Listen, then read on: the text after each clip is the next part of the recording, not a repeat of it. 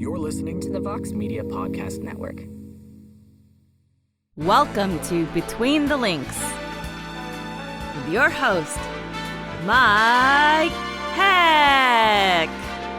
Yes, the iconic voice of Esther Lynn welcomes you to a brand new edition of Between the Links right here on MMAfighting.com. Hope you're having a great week so far as we're smack dab in the middle of autumn, the fall season. All the pumpkin lovers rejoice.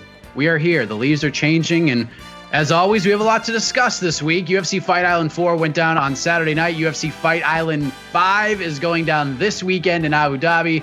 We'll talk those events and some of the big storylines going on in the world of mixed martial arts right here this week on BTL. So let's get right into this thing. Looking to build upon the momentum of last week's victory over Jed Meshew. He's putting his number one contendership on the line. He is one of the most active fighters of 2020, which means him being back on this week is no surprise at all. UFC bantamweight and featherweight contender, the master of the Boumatine choke, Brian Kelleher, back on the panel. How are you, sir? I'm doing good. Thanks for having me back. I'm excited to take on Mr. Lee over here, and hopefully I can have another Boumatine happen today. There you go. Now, we do have a champion in Phoenix Carnivale. She will be back on the show next week to defend her title. She couldn't make it this week, but filling in once again on short notice is the Prince of Positivity himself. And when I told him that Brian Kelleher would be his opponent, let's just say his creative juices began to flow. From MMAfighting.com, the co-host of On to the Next One, your friend and mine, Mr. Alex K. Lee. AK, welcome, sir. Hello, everyone. Yes, my creative juices did begin flowing when I heard that we had such a prestigious guest on. Normally, it's been a while. I mean, I come from a pretty rough background, so I'm, as you know, Brian, of course, is a hippity hopper, as the kids say. He's known to drop some lines. So I have prepared a rap for Brian. If you guys would like to hear, okay, if I drop this rap, truck, okay. My drum machine, my beat machine is in the it's in the shop, so this will just be a cappella. Just count in your head, count the beats. Kelleher, with respect, you're about to get checked. This is no octagon, it's the BTL set. No one can save you. Don't care what the Crystal Crew gave you. My answers to these questions will enslave you. Pick a weight, any weight, it doesn't matter. When the score is red, it's my wallet that's getting fatter. That's right, Baldy Ed. You heard what I said. AK unloading verbal bullets straight to the head. Oh my God. That was good stuff. That was good stuff. That was awesome, man. I apologize to anyone listening right now. Please do not stop listening to the episode. I swear I will not rap anymore for the rest of the episode. That was for Brian. Brian, what'd you think? I'm going to have to feature him on the Baldy Ed album coming out later this year. Oh, man. So hip hop aside, let us I mean, there's no other way to do this, but start with the big story of the week after that incredible performance by Alex K. Lee. We began last week's show talking about Israel Adesanya's masterful performance against Paulo Costa, but man, oh man, has he been using his time in quarantine to get the attention of one John Jones. Back and forth, these two have gone on social media. Things have gotten very personal, involving family and a whole bunch of other things in these tweets. But in the end, the volcanic super fight possibilities between these two guys is about to erupt. Of course, Mr. Kelleher, the last style bender, has said numerous times that he wants to clean out his division before moving up to 205, before fighting John Jones. But his head coach, Eugene Berriman, told our friends at Submission Radio that Izzy wants the fight with Jones, and he wants it bad. And if Jared Cannonier beats Robert Whittaker and isn't ready to turn around relatively quick to fight Adesanya for the title, Izzy and Eugene have already talked about him moving up to 205. So, with that being said, with the tweets and everything that's gone on over the last week, should the UFC go ahead and strike while the iron is hot here, Brian? Should they focus their attention on doing everything possible to make this fight right now? I mean, yeah, personally, I'd like to see Israel defend his title a couple of more times. You know, he's just getting started in that division, but business is booming, like I say, for the UFC with those two. I mean, the hype on the internet right now is definitely getting me excited. I'm sure a lot of people are excited, and I think you got to strike while the iron's hot. Like, you know, don't let it fade away. You gotta get it right now. I think those two are heated up. You know, you could say they're both in their prime. I'd say Jon Jones is kind of fading a little bit towards the end, but yeah, I mean, I would love to see the fight. I just don't know if they want to do it right this second or if they want to wait for Israel to defend a couple more times before they go ahead with that.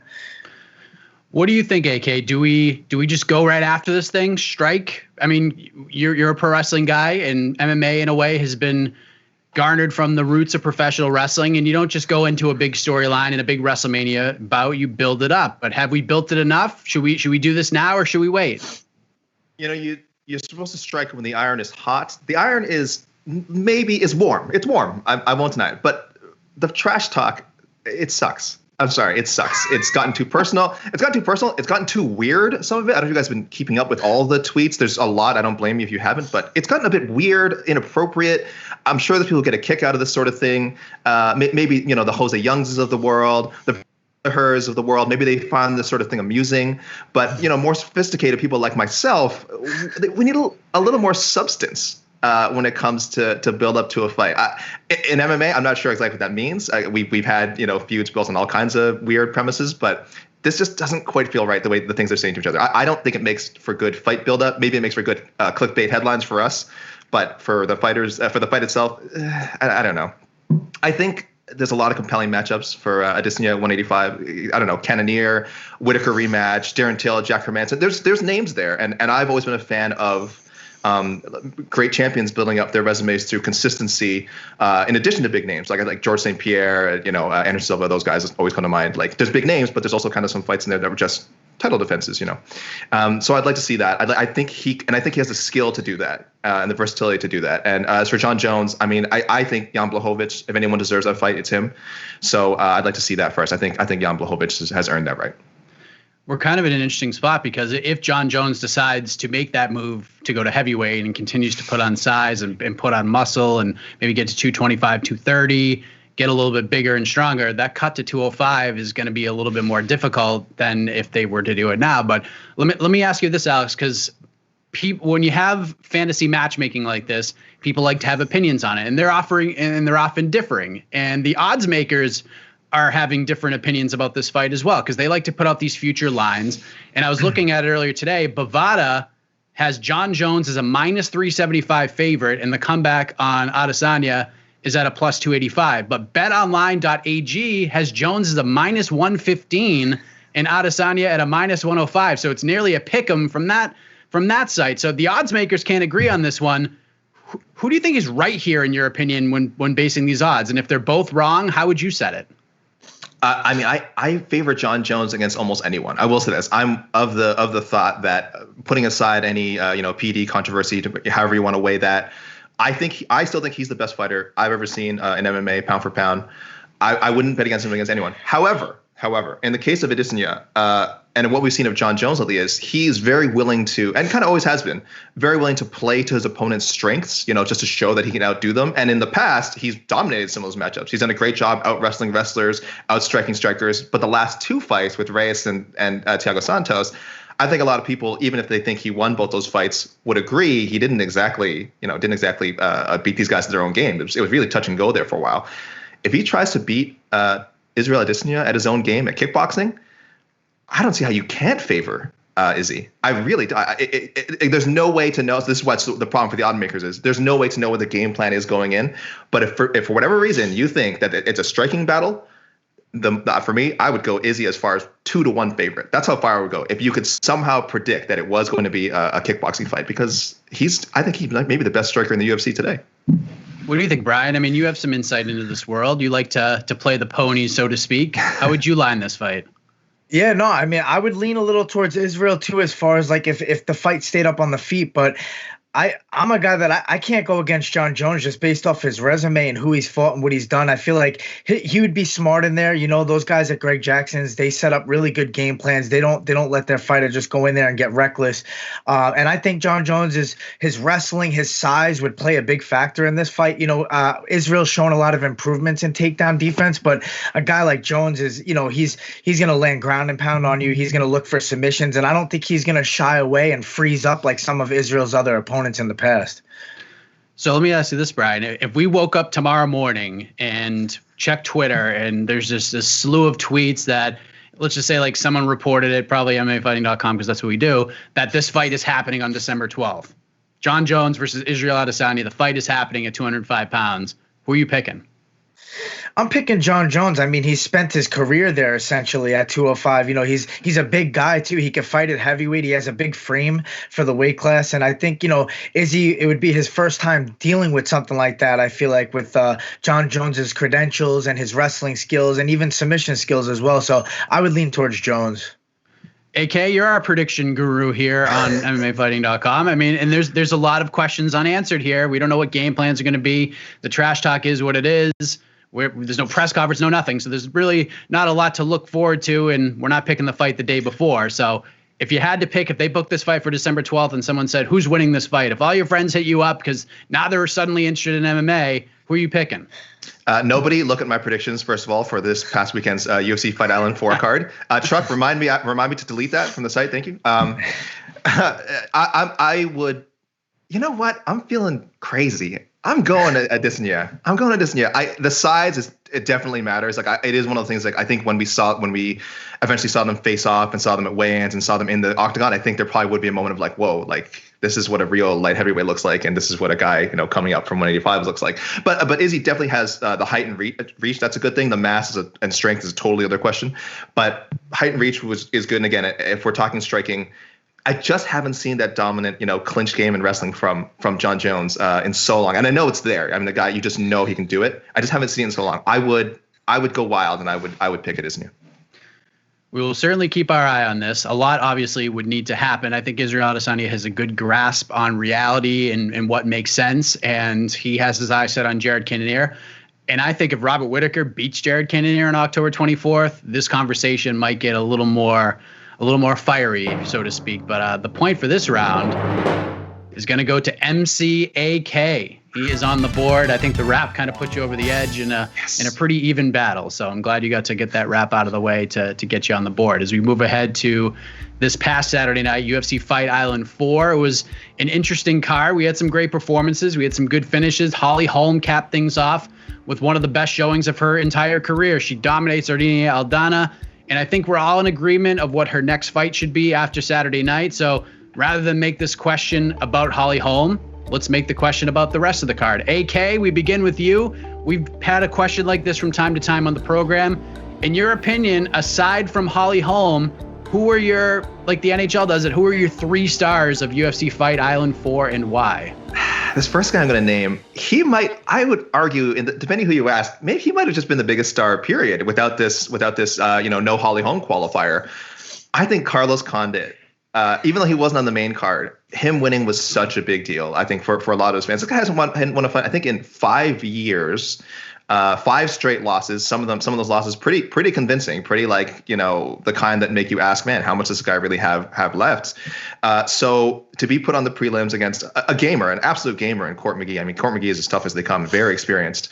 And for him to put on the performance that he did, I think a lot of people, this is one fight where people were picking Condit to win, and for him to deliver in such convincing fashion, which is huge, a great story. So I would actually maybe even put him first over Holly Holm, pardon me. Otherwise, the other 2 names, I have to go with sort of 2 prospects. One guy who's quickly going from prospect to contender, Casey Kenny, so dominant against Alatang Haile, and a guy who has said all the right things since he's joined the UFC. He's won fights. He keeps saying, I want to fight as much as possible. His only loss to another stud in Merab Dvalishvili. He's just such an intriguing prospect, and he absolutely delivered. For anyone who was seeing him fight for the first time and maybe had heard about him, what a prospect he is, they were like, yeah, okay, I get it. Yeah, this could be a future UFC title contender. And the other one I'll throw, not quite as dominant as the last 2 names, but I think she's just so intriguing, is Loma Lukbunmi, who beat Jin Yu Fry, because that division, is, again, there's a lot of room for upward movement. She's very young, but she has a memorable name, obviously, a distinct style, which is really important, I think, in MMA. And the results have been good. Her only loss, to Angela Hill, which is just a little too far for her at this point. But another name who, again, people seeing for the first time are like, I would definitely want to see more. So those are so I go Carlos Condit, Casey Kenny, and Loma Lookwoodme. All right, Brian, who are your 3 stars outside of the preacher's daughter? Yeah, one of my stars was Carlos Condit. I just think, an OG of the game that hasn't fought in 2 years, and I don't think he's won in like 5 years or something like that. It's been a long time. So for him to, at his age, how long he's been in the game, to come back and look that good against Court McGee, who is like, a savvy veteran, who's a really tough guy, not obviously at the highest tier in the game right now, but it was really impressive. I think Condit looked refreshed. His movement was great. His kicks looked really good.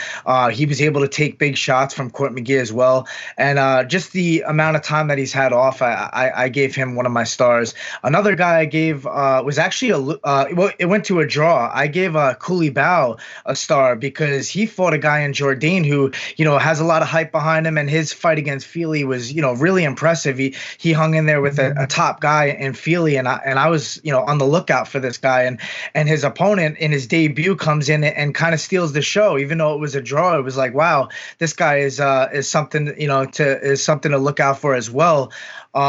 And then my third would be Jermaine Durandamy. I think 38-year-old kickboxer who is primarily just striking gets put someone to sleep with a boomatine, right? I mean, come on. I was impressed with that. Of course, no arm in, she puts her to sleep, and she's shown a lot of improvements in her takedown defense, and also her submission skills. Now, she's someone you got to watch out for to try to take down. You got to deal with her striking, number one, but then you go and shoot on her, and she's putting girls to sleep now. So that was my last star.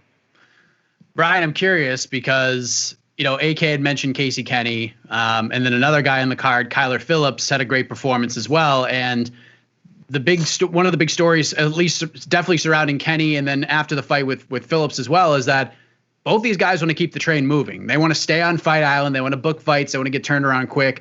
There are reports out there that Casey Kenny's going to fight Nathaniel Wood on October 24th at UFC 254. And I know that we have this conversation in 2020. I know Khamzat Chimaev is the guy people think about at the top of that list because of how meteoric his rise has been this year.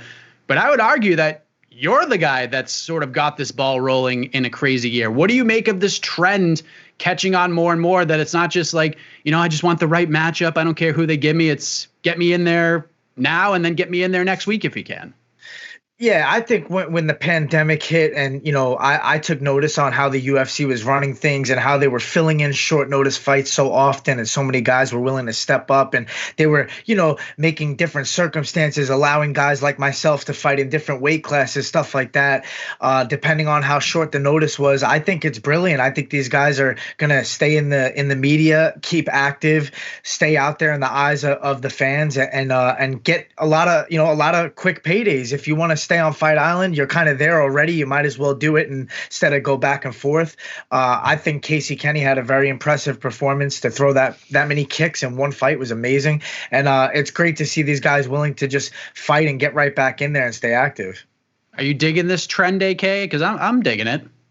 Yeah, I mean, it's almost like kind of what we talked about at the beginning, like having as many cards as possible, and how much familiarity can this create with the fans, right? Because again, this is a new age. This isn't the kind of it was a bit of a cooler period when the UFC was coming up and you only saw Chuck Liddell fight like twice a year or something, and it was a big deal. It was a huge deal. But now, can we draw fans in a different way by saying, hey, do you remember that guy you just saw fight? Guess what? In a month, you get to see him again. It's almost like a regular TV show now, like your regularly scheduled programming. So in that sense, I'm in favor of it. Some people, again, but it does go from to change depending on fighter to fighter. Some fighters will want to maintain sort of a mystique of keeping a less frequent fight schedule, and some will benefit from, again, their face being out there. I think Brian's one of them. I think anyone who's paid attention to the post-COVID era, Brian is one of those faces that people are seeing often, and when he fights, there's just that click of name recognition. They see his face. There's that visual recognition, and that's big. So again, it might not be like the sexiest way to promote people as far as like, oh, you're going to see them all the time. But again, we're in a different era now. You know, we're different than it was 10 years ago, 15 years ago. And I think it suits the ESPN and ESPN Plus game plan right now. Mike, can I break protocol for 1 second? This may cost me a point, but I have to ask Brian a question. Brian, because you mentioned cool about, what did you think of the 30-27 Jourdain score? That I didn't understand. I thought that was pretty damn crazy. Yeah, that was wild. I don't know how the hell that happened. I thought, which round was it that was really close? Was it the second round that was hard to kind of figure out? That's what I thought. But the first round, Jourdain got dropped later on at the end.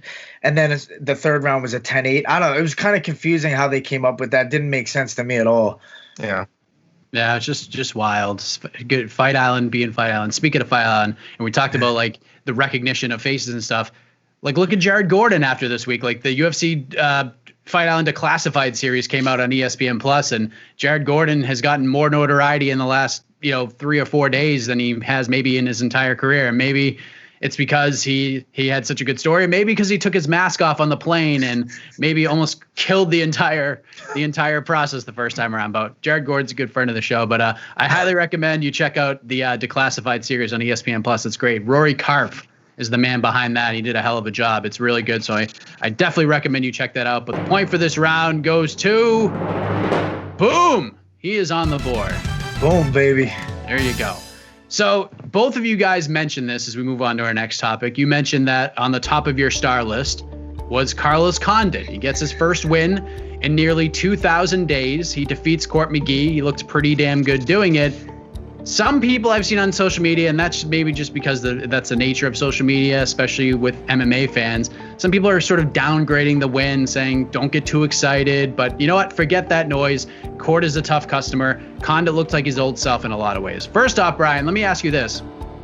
Heading into the event, and even during his media day, Condit was being compared to fighters like BJ Penn, like Donald Cerrone, Diego Sanchez, Tyron Woodley, and others, where these guys are legends. They've had incredible careers.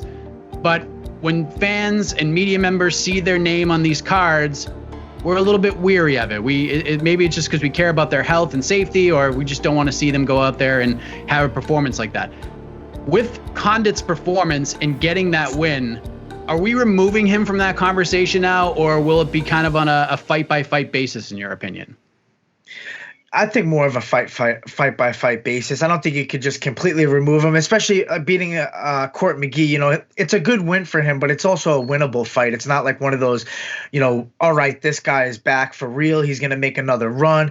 I mean, there is a place for fighters like Condit, that he can fight, somewhat winnable fights and not have to put him against the best of the best right now towards the end of his career. You can give him matchups that are a little bit more reasonable. So I think, you can't just, look at one win and be like, the guy's back, he's a killer again, this and that. You got to give him a little bit more time to show that. So I think we should let it kind of settle, maybe a couple more fights and really see where he's at. What do you think, AK? Because, I mean, this is a sport where what have you done for me lately? And what he's done is gone out and get a win. Now, I'm not saying he should go in there and, and fight Wonderboy Thompson next week or anything like that and fight a top 5 guy. But at least when you see Carlos Condit's name attached to a fight, are you going to be a little less worried about it, or is it totally dependent on the matchup itself?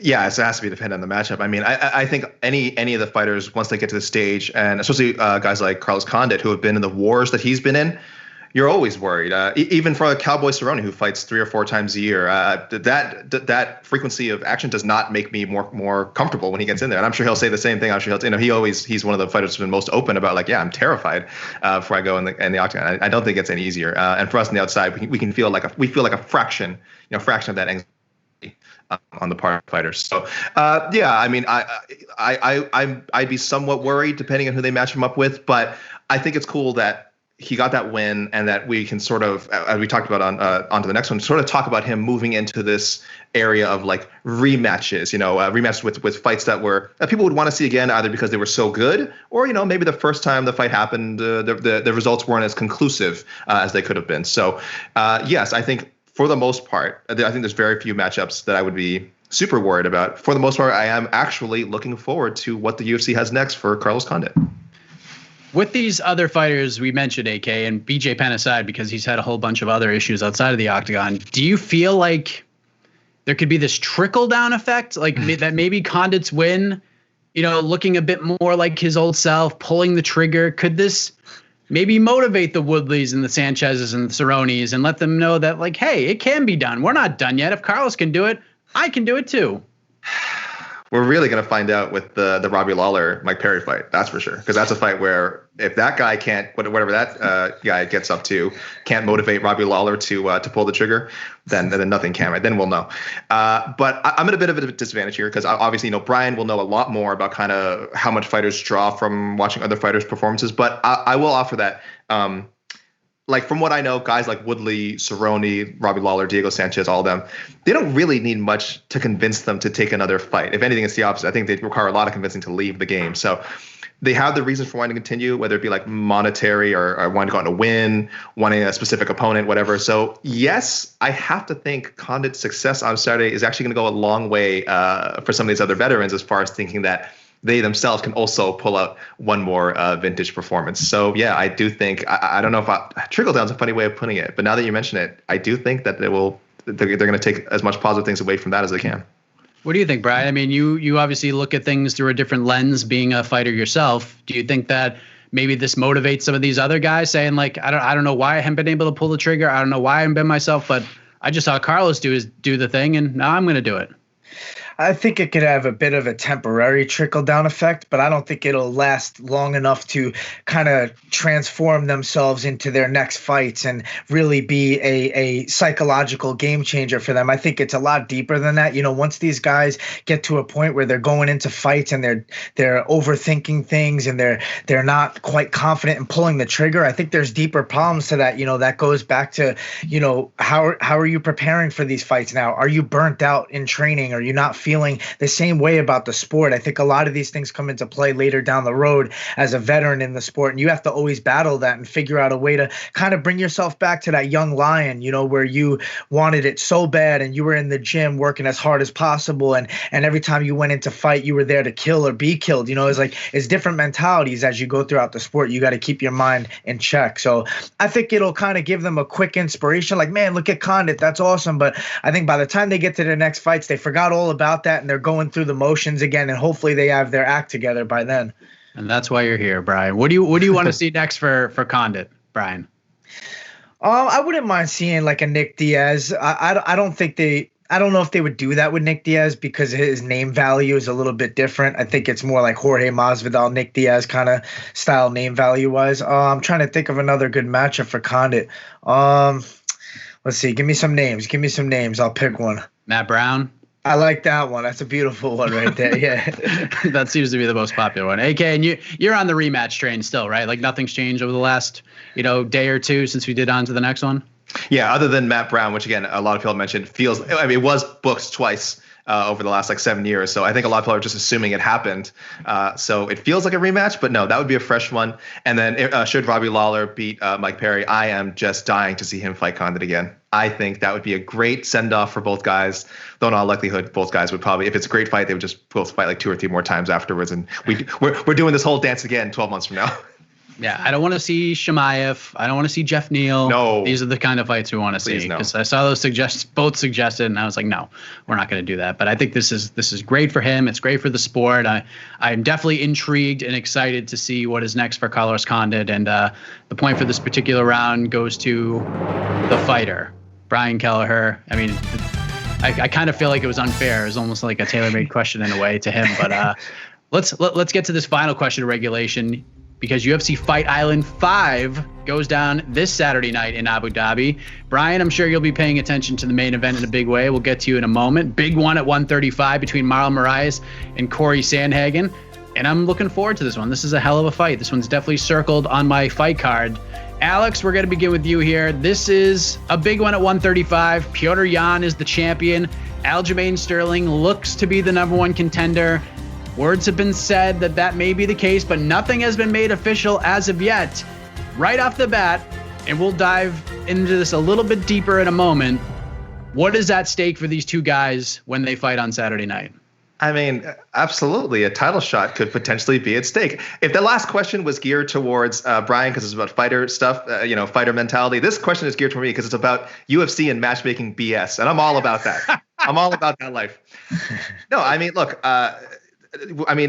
we're asking, could one of these guys get the title shot instead of us getting the Petr Yan, Aljamain Sterling matchup? And of course, because that matchup doesn't even exist yet. Like, we've all mentioned it. We've all talked about it so much that it's almost like a Matt Brown, Carlos Condit fight. We assume it happened. It has not happened. Okay, so this is an easy one. Yes, either Marlon Moraes or Corey Sandhagen could slide right in, especially if they're willing to do it for the right price. Because let's be real here. Our man Brian Kelleher could get the next title shot if he agreed to fight Jan for a nickel. Okay, that's just the truth. Which is to say, that's it. Oh, hold on. I got my clickbait headline. Hold on. Let me take a note here. But I say that because, I mean, Brian is certainly good enough. He's qualified to be in the mix. And let's be honest, the UFC's priority in these situations is to find the most cost-effective challenger possible. Who's also because I bring up Jose Aldo. I don't know. I don't know the negotiations, but he came off a loss. And I think it's more than just the respect he had, and more than just a controversial end to that fight with Marlon that got him that title fight. I'm just saying this is speculation. It's just a reality of the situation. So I also want to give credit to both, of course, Marlon Moraes and Sandhagen, because look, if one of them picks up a spectacular finish, then it's well deserved if they suddenly got put in the conversation. You know, what have you done for me lately? Aljamain has been campaigning a lot, which fans don't always find interesting. One of these guys is actually fighting this weekend, gets a big win, then you'll see a lot of fans go like, yeah, maybe Moraes or Sandhagen should get it. So, especially Moraes, who should really have had a title shot already. What do you think, Brian, stylistically, and then I'll get your take on this. When you look at Moraes and Sandhagen, what sort of sticks out to you? What sorts of things are you going to be looking for from both guys from an X's and O's perspective? You know, I think Moraes is probably the scariest guy at bantamweight in the first round. His power, his explosion, that switch kick that he has to the head, to the body, like his aggression in the first round's a monster. And I think that's where he might have to make a little bit of improvement. You know, his gas tank has shown to fade as the later rounds come about. And Sandhagen's a guy that can go a lot more rounds. I feel like can kind of hold his volume and fight at a different kind of pace. He's such a big, long, you know, he's got a long range and frame for the weight class. And if he utilizes that well, I think he can give Moraes problems if he stays at range and kind of peppers him from the outside. And Moraes is obviously going to want to get a little closer and utilize those power shots and those switch kicks. But I find this fight very interesting because Marlon's beat Aljo and Sandhagen's lost to Aljo, so there are those ties there, and I think that makes it a little bit more intriguing as well. Now, as AK sort of alluded to, we've seen in the UFC many times. Heck, we talked about it at the top of the show with Israel and John Jones that the UFC may have a certain vision of something, but things can pivot or change very quickly. Boom, is there a chance that plans could change on Saturday night? Like if Marlon Moraes goes out there and he finishes Corey Sandhagen in emphatic fashion, because Sandhagen's coming off that quick loss to Aljamain Sterling, so I don't think he's in the mix here. He could be if he beats Marlon Moraes, maybe another win or two, but is there any chance Marlon Moraes could jump the queue and get the next title shot? I think so because, you know, I think the UFC is obviously very biased towards guys who finish fights on the feet. You know, you get knockouts, TKOs, finishes like that. They're a fan of you. They like to see that. They know the fans like to see that. So a guy like Aljo, unfortunately, he has a different kind of style, and it's taken him a long road. And he's gotten better with, you know, pulling the trigger and being a little bit more aggressive, as we saw in the Pedro Munoz fight. But he's not a guy that puts guys out and makes highlight reel knockouts. And Marlon Moraes is that kind of guy. I think if he can KO a guy like Sandhagen, they look at it as, well, Aljo submitted him, but Marlon Moraes KO'd him, and he also KO'd Aljo. So we're going to maybe have him skip the line here. I think it's very possible they do that. It'd be really unfortunate for Aljo, and I wouldn't like to see that at all, but it's possible. So, AK, if you are Aljamain Sterling right now, what are you thinking right now? Are you thinking like, are you thinking like the title shot's mine? Like, do you have that confidence at this point, or are you just like, man, I am the biggest Corey Sandhagen fan in the world right now? Yeah, he's definitely got to be rooting for Sandhagen. Right now, he's just thinking, man, another day, another load of BS. You know, what else is new? Because, yeah, look, it would be absurd if I mentioned the possibility of Sandhagen getting the title shot instead. Should he finish Moraes? But I really do think that can happen. But as Brian brought up, like that would be absurd because Sterling clearly beat him last time, right? A very clean victory. No, you know, so it would be strange. But I could see the UFC doing it, definitely in the case of Moraes, because the MMA math is there. I'm sure there's people who would have Dana White ready to say at the press conference or whenever this is announced, and he's having to answer these questions from the media. Like, look, he beat Aljo, he beat Corey. He should have gotten the title fight after beating Aldo. I'm not sure what happened there, but he should have gotten that title fight. So I'm sure, like I said, the MMA math will work out after. It'll be very justifiable for Marlon to get it. I'm of the camp absolutely that Aljamain has done enough. And I think they should make the money right for him, and they should make the fight with Petr Yan happen. But we'll see how negotiations go after Saturday, and just how high Marlon wants to go with his negotiations for his own title shot. Because again, like I said, if he's willing to maybe accept a little something else on the back end or in the future, some future guarantee, could be him next. MMA math is one thing, but UFC spreadsheet math, AK. I mean, what's the difference? Well, first I'll say someone who's I'm glad we have Brian Kelleher on here, because I think this man has messed with their spreadsheets. We've talked about this on other shows. This man, who is a bantamweight contender, 3 straight fights at 145. Nick Maynard and Sean Shelby must want to kill you. They must be like, what are you doing? Are you a bantamweight? Are you a featherweight? Our spreadsheets are very delicately put together. So have you heard anything from them, Brian? Like, have they told you what's going on here? Or what are you doing with these fights? No, man. I think they're just happy to have a guy that's willing to step up and fight whoever and just get in there and scrap. And for me, I kind of took things upon my own hands early on when I fought the guy knocked out. What's his name? You guys know better than me. Hunter Azure. Sorry to say the guy I knocked out. He's a good dude. But like when I fought him, me and him kind of DM'd on Instagram and set the fight up ourselves and kind of pushed our managers. Hey, you down to do this at 145? Yeah, I'm down too. Forget weight cutting. Like, why do we want to cut extra weight and fight unhealthy when our training is restricted in the pandemic? So, I kind of started it there, and then I kept the train rolling. I kept kind of calling out new guys and just, hey, let's do it at 145. You down? They say yes. The UFC is like, well, we got a fight already set. Why not let them do it? There's a lot of restrictions and weird things going on, so they were cool about it. So I'm riding the 145 train until they make me start cutting my weight to get back to 135. I think winning is the biggest thing, So let me ask you this, Brian. This has nothing to do with the show.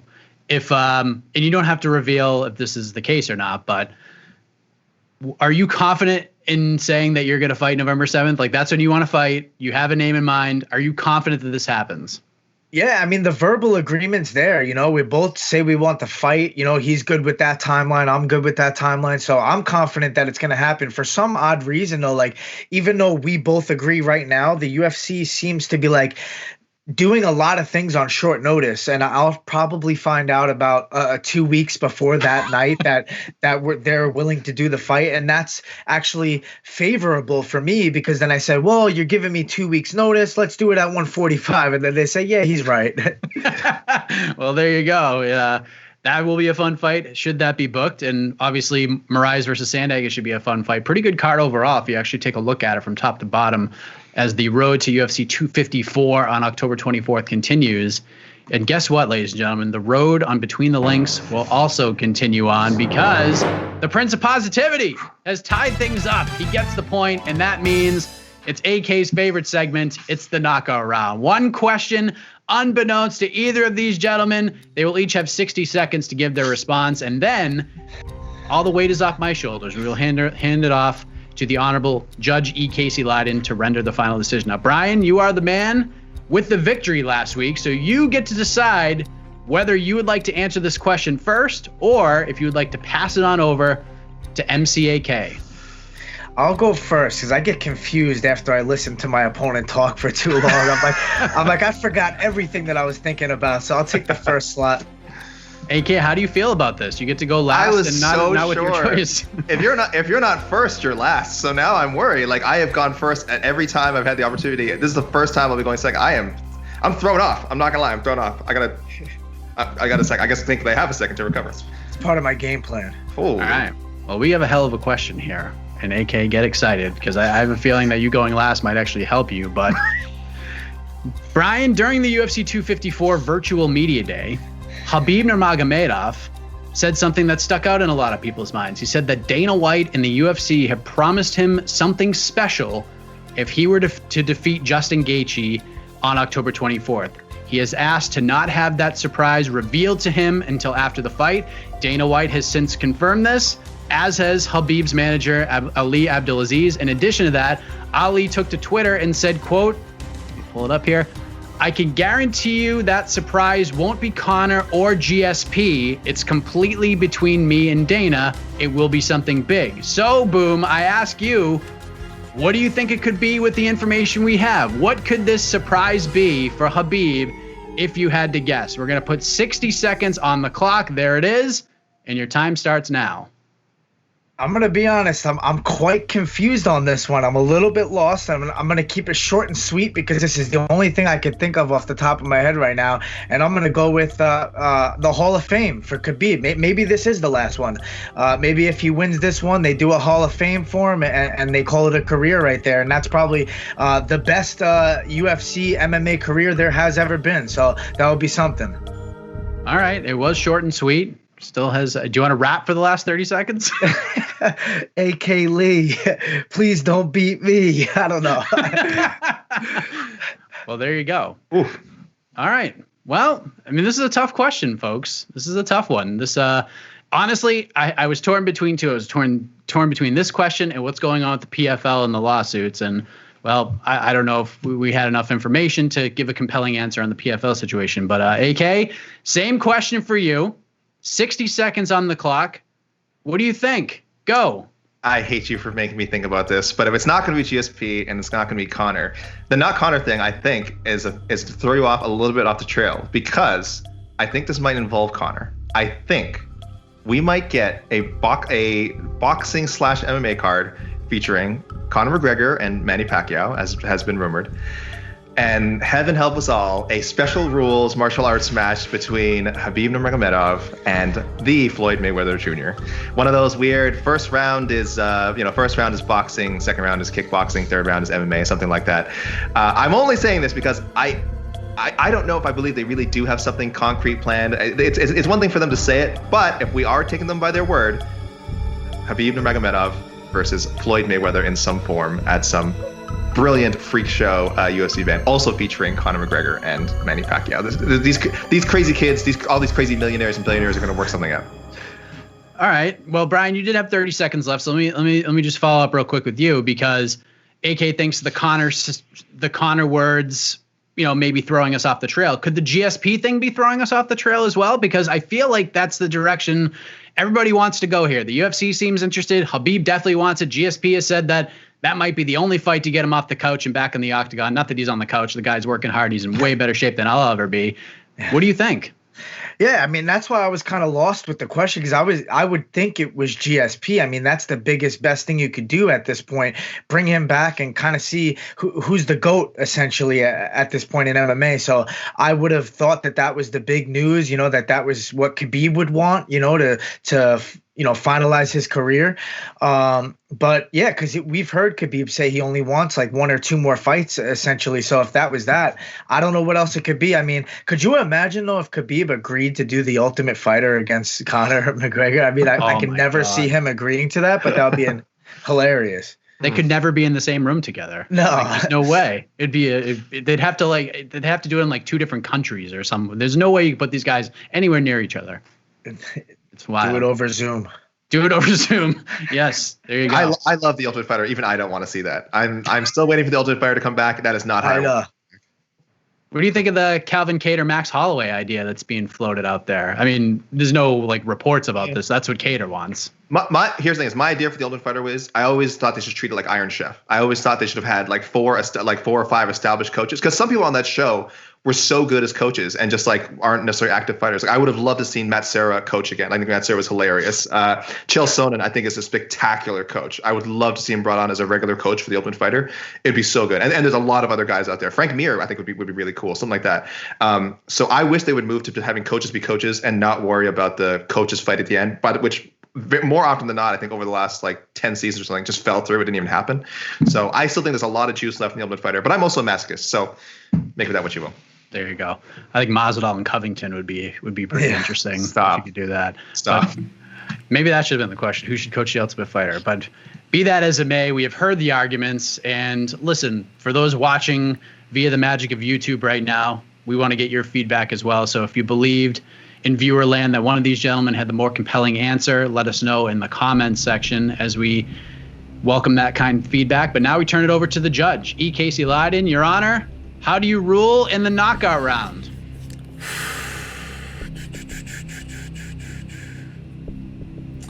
Well, I get a bit nauseous every time we start mentioning the idea of bringing back Tough. So I just gotta say that. So I'm a little queasy right now.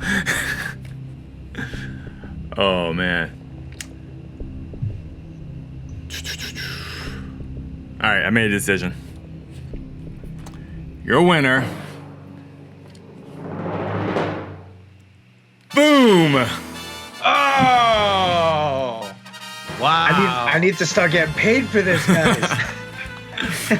Well, you got a title fight next week, so get ready for Jeez. that. Wow. Why did you go with Boom there, Casey? I thought this was a. Well, I actually thought AK was going to take this one. As someone that has worked many press weeks for Pacquiao and worked Conor McGregor, Floyd Mayweather, the idea of that happening again is just, I want to punch myself in the eyeballs and the ears and everything. So yeah, and then when we start talking about Tough, when I hate the idea of Tough, but Brian suggested they're gonna do it all over Zoom. I love that idea. I just love the idea of Habib on an iPad outside the cage yelling at fighters. Because what does Zoom rhyme with? Oh, there you go. That's All said. Branding. The branding. The man is a winner. AK. It's another level. Yeah, you suck, AK. I respect it. I would like to have a rematch. And by rematch, I mean I would like to actually fight you in the cage. I'm a little bit fatter than I look, so if you could come up to 155, that would be really good. Definitely no weight. You have to indulge, if anything, to make that fight. So and I would have to cut a little bit. So I think people would like to see that me actually fight Brian physically. And I think a much closer contest because he's a very smart man. He outsmarted me today. But I think physically, might be another story. Wow, I thought you were going to challenge Protect your him for a neck. rap battle. Protect your neck, man. I'm scared of that. Well, yeah, Very at least. thin. Well, Brian, with the victory comes the spoils. You know there is no money like you had requested, but there you go. You get 30 seconds to talk about whatever it is you'd like to talk about, good, bad, and different in the sport of MMA, or plug yourself, whatever you want to do. The floor is yours, my friend.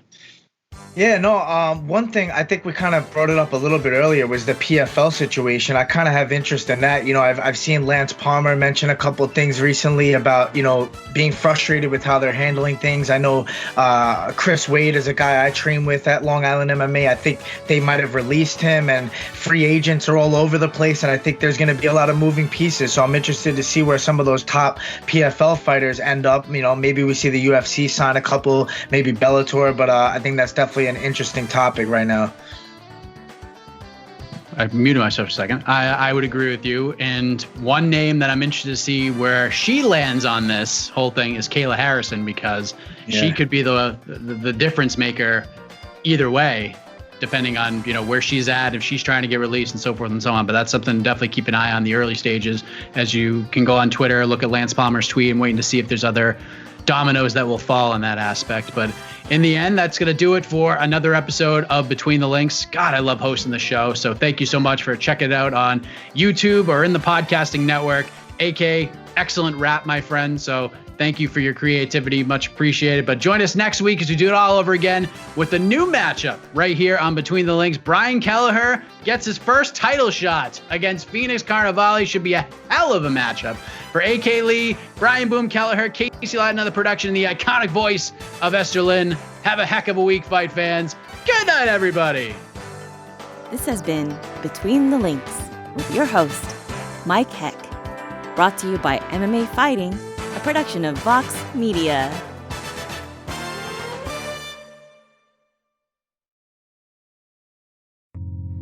You're listening to the Vox Media Podcast Network.